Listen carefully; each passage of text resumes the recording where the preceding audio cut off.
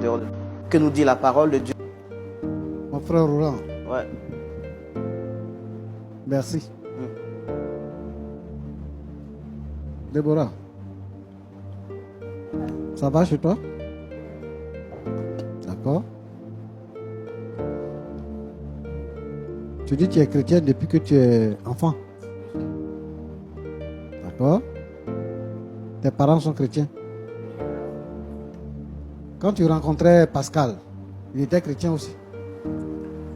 Il n'était pas converti en tant que tel.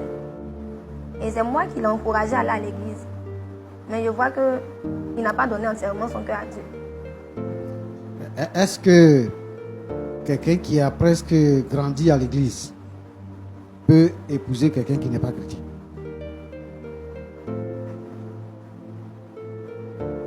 C'est ce qui me faisait croire. Il me faisait croire qu'il était chrétien.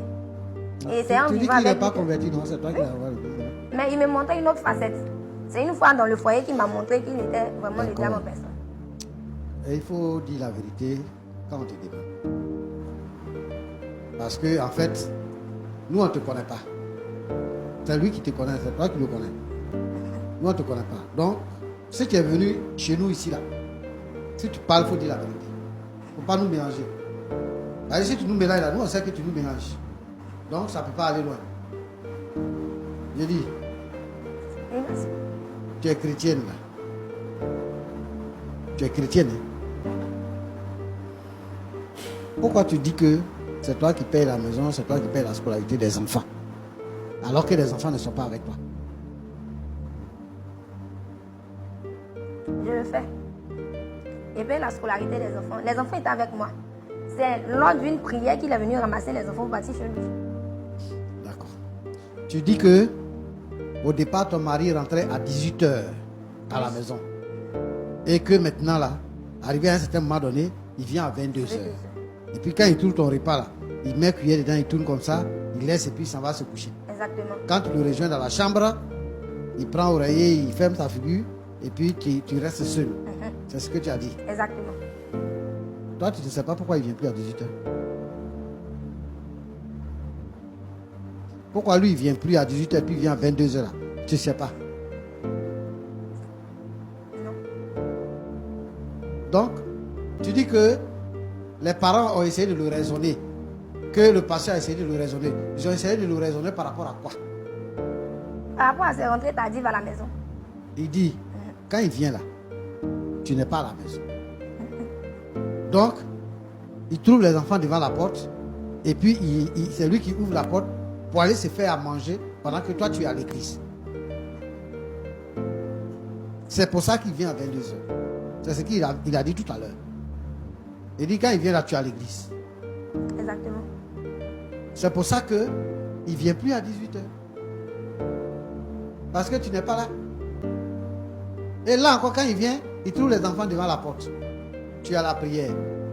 À l'église, là, tu joues quel rôle là-bas? Je suis dans le groupe d'intercession. D'accord. Quand tu dis que ton guide dit, c'est le prophète, hein, c'est ton prophète. Voilà. Il faut utiliser le terme prophète, c'est mieux. Ok. Voilà. Tu dis que ton prophète dit que il faut d'abord, il faut que ce soit à lui que tu parles. C'est lui qui doit diriger votre couple. C'est lui qui dirige votre couple. C'est ça, non? Oui. Ce que lui dit là, c'est ça. C'est ce que je fais. S'il dit terrain là, faut vendre la maison là, parce que c'est hanté, c'est possédé. Donc vous vendez la maison et tout. Donc ton mari là, tout ce que lui dit là, ça compte pas dans la maison. Ça compte pas. Ton mari dit d'aller marier ton prophète. Il dit, il ne sait pas pourquoi. Maintenant, tu ne veux pas le laisser tranquille.